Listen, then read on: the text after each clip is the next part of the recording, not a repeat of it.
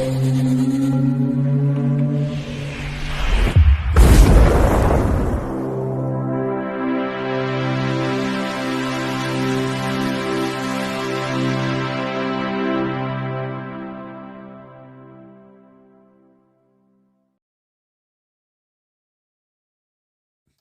Bayek, it's me Ian, and in today's video I'm going to talk about this.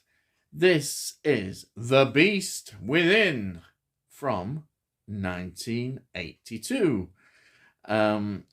It was sent to me by Phil, and once again Phil, thank you so much for sending this. I really appreciate it, and it's a great film. I really enjoyed this. It's a great 80s classic. Really, it's fantastic. I love it. Right. So thanks anyhow. And yeah, I'll get on and talk about it then. It's 98 minutes long. Rotten Tomatoes give it 17%, and I think that's reflected in the fact that, well, they didn't really get it or like it at the time, the critics. But over the years, for various reasons, though it was, I say, a flop at the box office, I think through cable TV, through the video rental market, it absolutely did well, and he's now much loved and appreciated by a lot of horror fans, and that's a great thing. It's directed by Philippe Mora. I know him for, well, Howling 2, which I absolutely love, and a lot of people don't love, but I think it's great, Howling 2. And also he did Howling 3.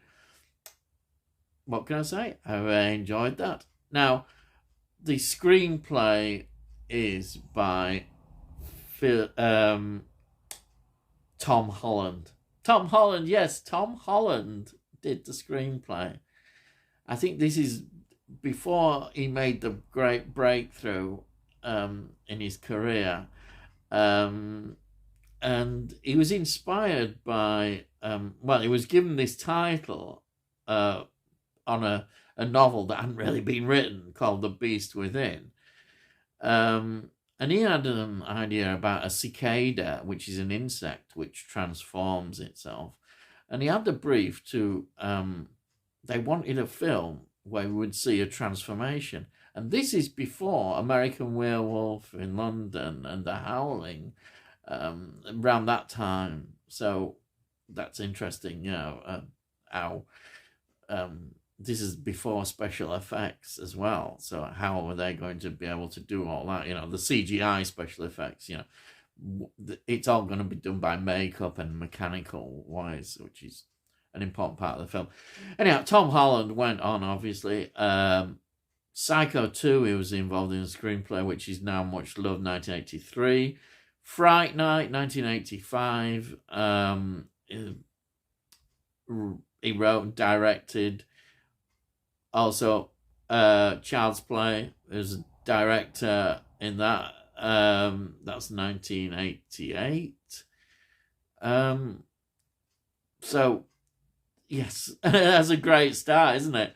Now, let's have a look at the cast. The cast, we've got Paul Clemens playing Michael McCleary. This is his very enthusiastic young actor. This is great. He's a horror fan already. He's very good. He's excellent. Then they got a lot more sort of experienced actors. And Ronnie Cox, who plays Ellie McCleary. Well, what a CV he's got. Deliverance, 1972. RoboCop, 1987. These are just a few highlights that I spotted. Next Generation, he plays Edward Jellicoe, Captain Edward Jellicoe. He's a singer-songwriter. This guy is talented. There's even a song in the film, so there we are. But he's, amazing. Then we've got Catherine Moffat playing Amanda Platt, and that is a great role. because she is important in terms of the romance between her and Michael, and that is part of very much, I think, the centre to some extent of what is going on here in the film, as we see. Then we've got Bibi Besh playing Caroline McCleary, and she's great as well, and fantastic. She is known playing in Star Trek: The Wrath of Khan. Yes, The Wrath of Khan. 1982. Fantastic performance in Wrath of Khan. Sadly, she died in 1996. She's only 54 of cancer. She's sad, but she's really good in this film. She's an important part of the film. This is to say the quality of the cast. And then we've got some figures, you see them and you think, oh, I've seen them somewhere. L.Q. Jones, he plays the sheriff. Wild Bunch, 1969. And then some great films that stand out. And I noticed also Casino, 1995, which is a real good Scorsese film. Absolutely fantastic. We've got then R.G. Armstrong, another very experienced actor, playing the Doctor, Major Dundee, 1965, and of course Children of the Corn, 1984, which I absolutely love, and then Predator, yep, absolutely, yep, fantastic. What can I say? Just great. Some wonderful cast there in this film. So it's got a lot going already for it, and it shows, I think. I don't understand why they were so critical of the cast. They shouldn't have been, because the cast is really good. Now, it's film soundtrack, which is, I think, is good, is by Les Butler. Yeah, Butler. Very good, aren't I, with names? I'm not, yes, and that is great. The soundtrack is absolutely fantastic. Then I'd just like to talk about the location. It's filmed in Jacksonville, Mississippi, and that is quite. It's great. Like the Jackson State Hospital for the Insane. They do some filming there. They also do it at the hospital, the Normal Soul Hospital. Fantastic, absolutely. It works so well. And then there's a small town which they got this atmosphere as well, which is absolutely fantastic. And it sort of, well, it gives it a Lovecraftian feel to it. You get that sort of feeling, that horror sense of alienation and some place that is really out of the way, and fantastic. You get all that atmosphere in this. You can't beat that. The story is 1964. It starts. Newlyweds, Ellie and Caroline, there's a breakdown of the car. He goes off. It ends where she gets raped, and then it moves forward, and 17 years later, their teenage son is now experiencing difficulties. They think he's going to die. He's sort of in a real state, and there's a need to go back to this place 17 years earlier where the rape happened, and from that they investigate what actually happened.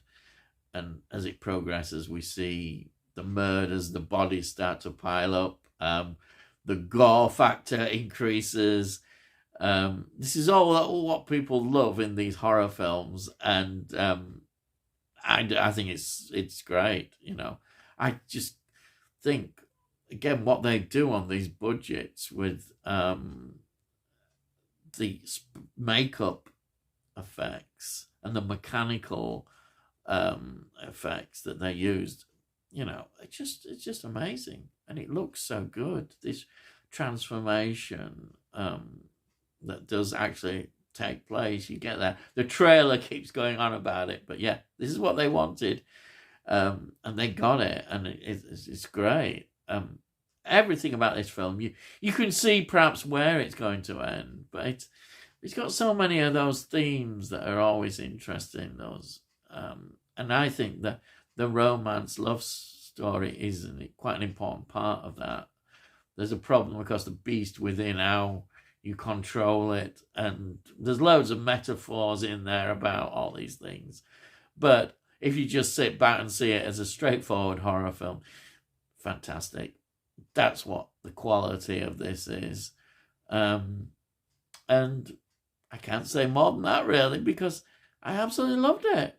I'm so pleased that it's in my collection now. And I've not heard of it before. And isn't it great to discover new films? And then when you see the history behind it, you see who's involved. And it's special. And Harrow Video, this is a 2014 release, have done such a good job as well. The picture quality is absolutely fantastic. And I love the way they've brought these films and given them an even bigger life. As I say, it had quite a cult following, which had developed over the years. And now, of course, it's recognised for how good it is. And it's wonderful to discover these films.